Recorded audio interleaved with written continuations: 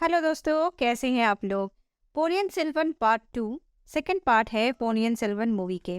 इसकी कहानी तमिल इतिहास में 10वीं से लेके 11वीं सदी के चोल राजवंश के सम्राट सुंदर चोजर, उनके दो बेटे, एक बेटी और राजमहल के अंदर रची गई षड्यंत्र की कहानी है।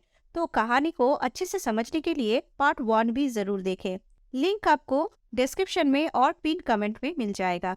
अगर आप नए हैं हमारे चैनल में और नई नई कहानी आप सुनना पसंद करते हैं तो वीडियो को लाइक करें और चैनल को सब्सक्राइब करें। आपकी एक लाइक हमें और उत्साह देता है आगे बढ़ने के लिए। तो चलिए मूवी की स्टोरी स्टार्ट करते हैं। मूवी की शुरुआत में PS1 की एंड सीन दिखाया जाता है, जहां जहाज डूबने के कारण पोनियन सेल्वन और वांतियादेवन समुद्र में डूब जाते हैं। इस सब के पीछे एक ही कारण होता है जिसकी वजह से ये सारी षड्यंत्र रची जाती है। वो है नंदिनी और आदित्य करिकलान की प्यार। बचपन से आदित्य करिकलान नंदिनी को पसंद करता था, पर आदित्य की बहन कुंदबाई नंदिनी को अनाथ होने की वजह से उसे पसंद नहीं करती थी। एक दिन नंदिनी को राज्य से बाहर निकाला जाता है और आदित्य करिकलान को ये बताया जाता है कि नंदिनी अचानक गायब हो गई है। इस वजह से दोनों एक दूसरे से दूर चले जाते हैं। इसके बाद पोनियन सेल्वन यानी अरुलमोझी वर्मन की समुद्र में मौत होने की खबर चारों ओर फैल जाती है। इधर नंदिनी के द्वारा भेजे गए पंडियन सेना उसके नाश को ढूंढते रहते हैं। तब पल्लव वंश के राजकुमार और आदित्य के साथी पार्थिवन को हम यहाँ देखते हैं, जो तांजोर में आकर पर्वतेश्वर के ऊपर गुस्सा करते हैं, क्योंकि पार्थिवन को नंदिनी ने भेजा था अरुलमोझी को बंदी बनाकर सही सलामत लाने के लिए। पर पार्थिवन अरुलमोझी की मौत का इल्जाम पर्वतेश्वर लगाते हैं, क्योंकि पर्वतेश्वर अरुलमोझी को मारना चाहते थे।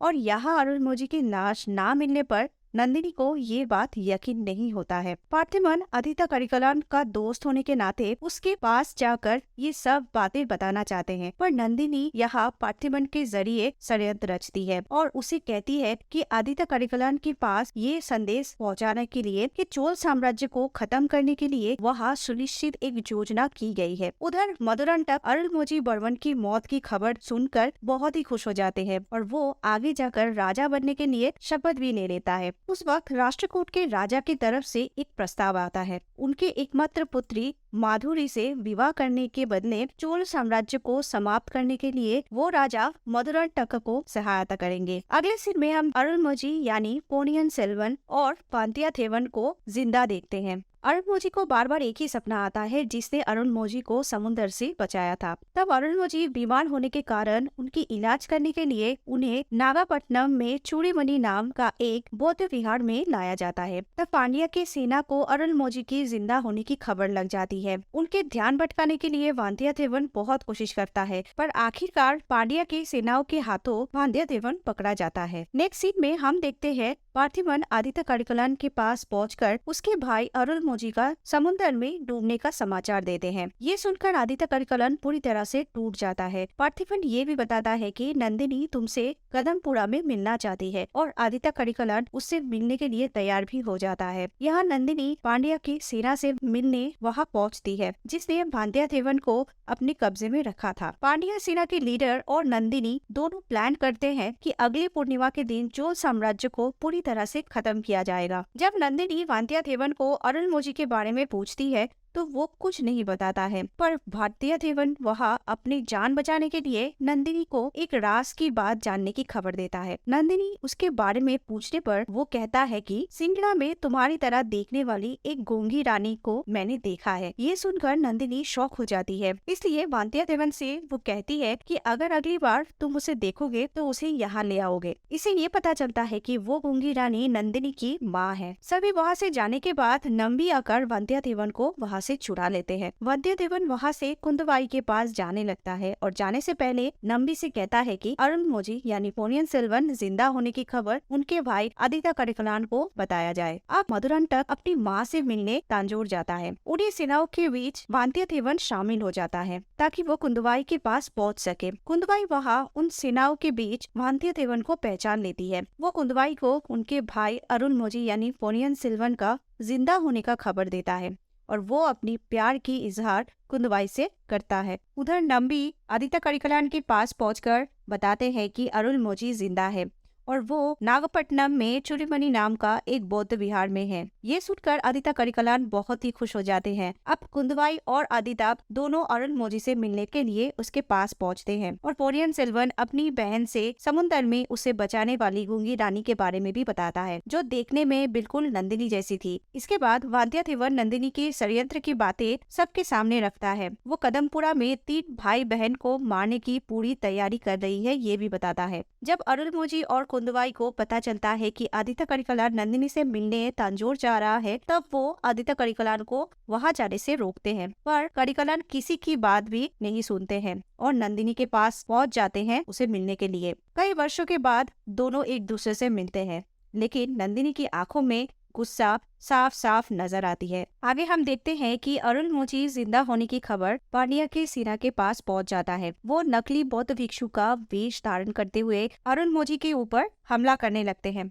पर वांद्यदेवन वहां सही समय पर पहुंच के उसे बचा लेता है। इसके बाद नेक्स्ट सीन में कुंदवाई अपने पिता सम्राट सुंदर चोजर के पास पहुंचकर अरुलमोझी के बारे में बताती है। उसे बचाने वाली बूढ़ी औरत नंदिनी जैसा दिखती है, ये भी वो बताती है। ये सुनकर सुंदर चोजर मंदाकिनी के बारे में बताते हैं। सिंगला युद्ध में पांड्या सेना के हाथों सुंदर चोजर का जान जाते जाते उसी मंदाकिनी की वजह से बच गया था। वो तंजौर जाते वक्त मंदाकिनी को भी साथ ले जाने वाले थे, पर समुद्र में वो डूबकर खोने की वजह से उसे सुंदर चोजर ले जा नहीं पाए। ये सुनकर कुंदवाई को यकीन हो गया कि नंदिनी आखिरकार सुंदर चोजर की बेटी है। इस वजह से उन्होंने आदित्य करिकलान और नंदिनी को एक होने नहीं दिया, पर सुंदर चोजर इस बात को नहीं मानते हैं। कुंदवाई को अपने पिता की बातों पर यकीन न आने पर वो मधुरंटक की माँ के पास पहुंचकर सारी सच्चाई जानने की कोशिश करती है। वह मधुरंटक की माँ कहती है कि सम्राट सुंदर चोजर ने तुमसे जो भी कहा वो एकदम सच है, क्योंकि सुंदर चोजर की शादी के 2 साल बाद जब वो मंदाकिनी को फिर से देखते हैं तो वो उस वक्त गर्भवती थी। इसका मतलब नंदिनी तुम्हारी पिता की बेटी नहीं हो सकती है।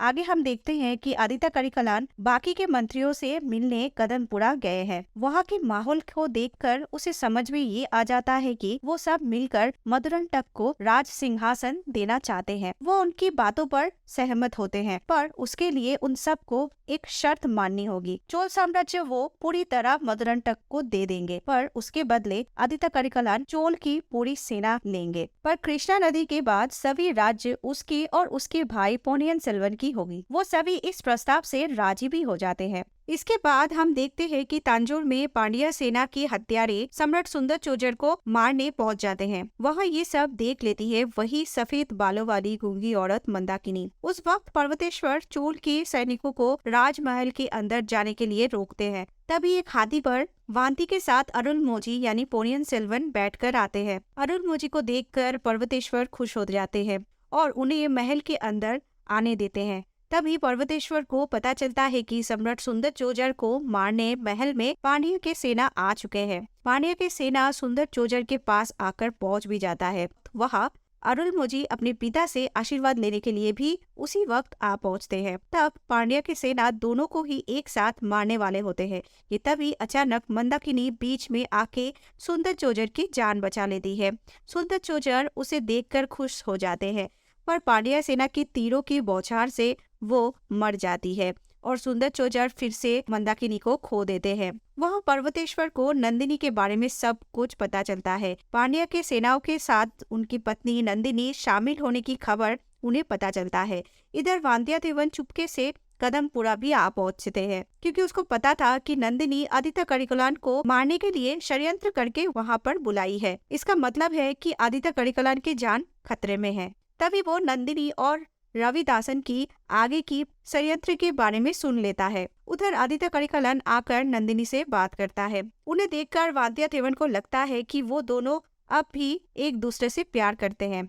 नंदिनी बदले के आग से आदित्य करिकलान का प्यार को ठुकरा देती है, इसलिए आदित्य करिकलान नंदिनी को तलवार लेकर उसे मारने को कहते हैं। आदित्य करिकलान नंदिनी के हाथों में खंजर देते हुए अपने आप को मार देते हैं। तब नंदिनी रोने लगती है और रविदासन आकर नंदिनी को वहां से ले जाते हैं।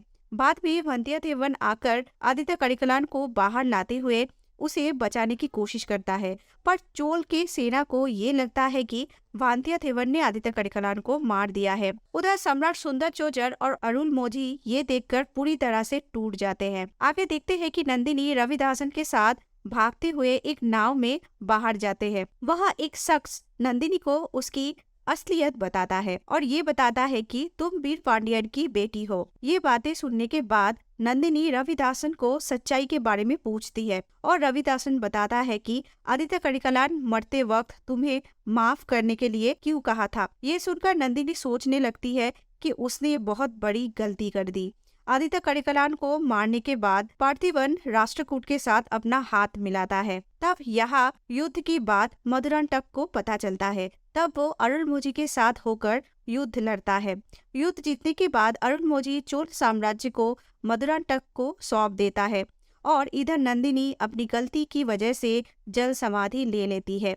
वहाँ वांतियादेवन को आदित्य करिकालन की खून के इल्जाम में बंदी बना देते हैं, पर बाद में पता चलता है कि वांतियादेवन हमेशा आदित्य करिकालन का साथ दिया था, इसलिए वो उसके हत्यारा तो कभी भी नहीं हो सकते थे। आगे हम देखते हैं 14 साल के बाद मधुरांतक की मृत्यु हो जाता है। आखिर में अरुलमोझी यानी पोनियन सेल्वन को तांजोर का राजा घोषित की जाती है और उसके बाद रविदासन और पांड्या की सेना को पकड़ते हुए उन्हें दंडित किया जाता है। यहीं पर इस मूवी की कहानी खत्म हो जाती है। आपको पोनियन सेल्वन की पार्ट 2 कहानी कैसा लगा कमेंट करके जरूर बताइए। फिर मुलाकात होगी दोस्तों एक नई स्टोरी के साथ। Thank you for watching.